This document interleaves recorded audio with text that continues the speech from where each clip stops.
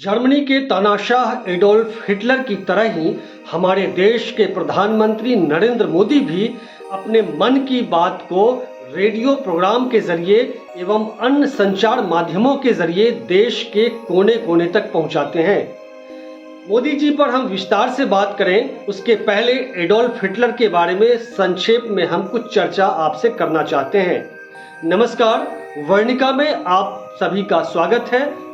आपके साथ मैं हूं संतोष सारंग और आप देख रहे हैं हमारा प्यारा कार्यक्रम शब्दों की सत्ता। साथियों, आप सबने हिटलर का नाम जरूर सुना होगा।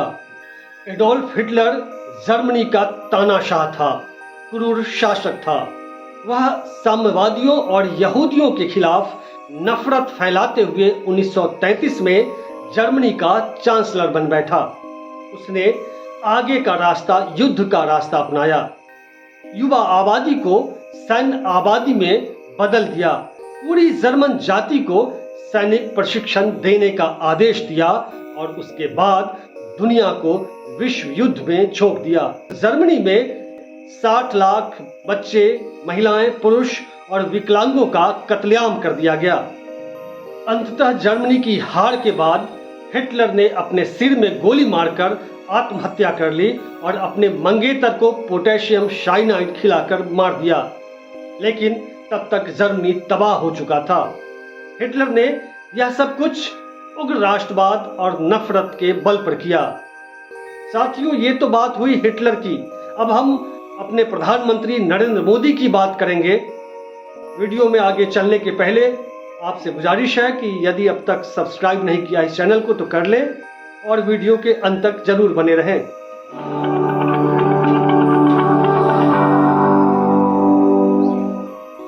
मेरे प्यारे देशवासियों, नमस्कार। मन की बात में आप सभी का बहुत बहुत स्वागत है।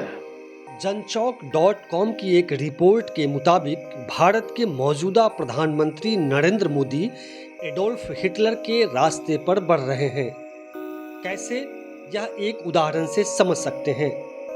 youthinpolitics.in वेबसाइट के एक आलेख के मुताबिक हिटलर इस बात की खूब निगरानी करता था कि लोग उसका प्रोपेगेंडा किसी भी तरीके से सुन रहे हैं या नहीं। वह अपने मन की बातों को मास कंटेंट बनाकर रेडियो प्रोग्राम बनाता।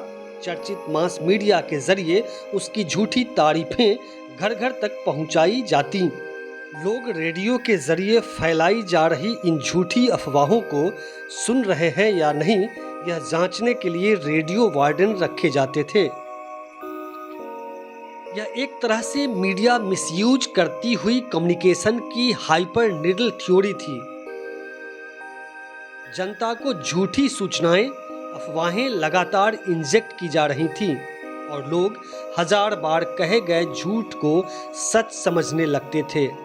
हिटलर ने सही सूचनाओं के सारे माध्यम काट दिए थे और जिम्मेदार पदों पर उन कठपुतलियों को बैठा रखा था जिन्हें मैनेज करना आसान था। ये तो हिटलर के मन की बात हुई। अब हम अपने प्रधानमंत्री के मन की बात का विश्लेषण करते हैं।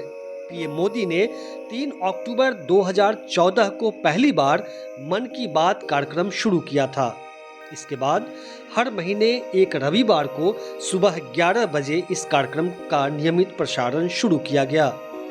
52 भारतीय भाषाओं के साथ 11 विदेशी भाषाओं में भी मन की बात कार्यक्रम का प्रसारण होता है।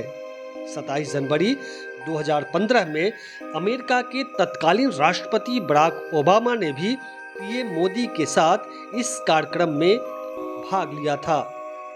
30 अप्रैल 2023 को मन की बात रेडियो प्रसारण का 100वां एपिसोड था, जिसके लिए देश भर में बीजेपी के एमपी, एमएलए, मंत्री, कार्यकर्ता सबकी ड्यूटी लगाई गई थी इस कार्यक्रम को सफल बनाने के लिए। आज यानी 30 जुलाई 2023 को मन की बात का 103वां एपिसोड प्रसारित हुआ है। जैसा कि आप सभी को मालूम है कि अभी मणिपुर की घटना को लेकर सियासी तूफान मचा हुआ है। 78 दिन तक मोदी जी मणिपुर की हिंसा पर मौन रहे।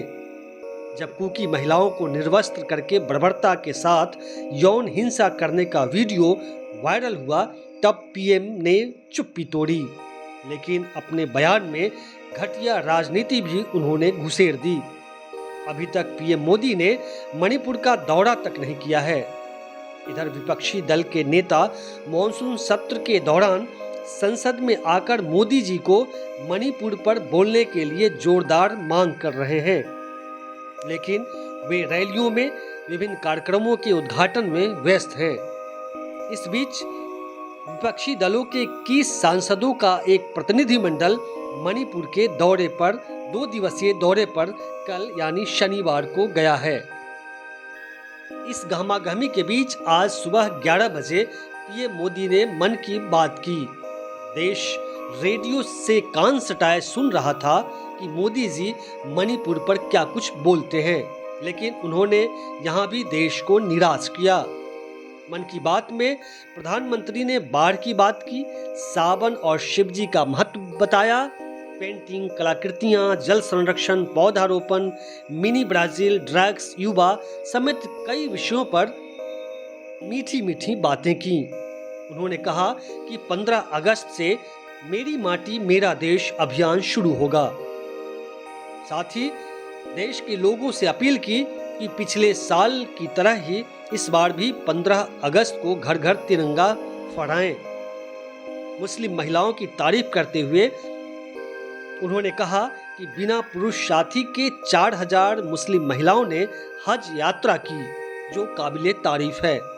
यहाँ गौर करने वाली बात है कि यही बात यदि विपक्षी दलों के नेता कहे होते तो भक्त लोग, बीजेपी के नेता क्या कहते, यह तुष्टीकरण किया जा रहा है। खैर, पीएम मोदी के मन की बात में मणिपुर का न आना चौंकाने वाली बात नहीं है। जो पीएम आग में जल रहे मणिपुर के लोगों से शांति की अपील नहीं कर सकते हैं, उनसे और क्या उम्मीद की जा सकती है। इस बीच कांग्रेस नेता आचार्य प्रमोद कृष्णन ने ट्वीट किया है कि देश सोच रहा था कि आप मन की बात में मणिपुर की बात करेंगे।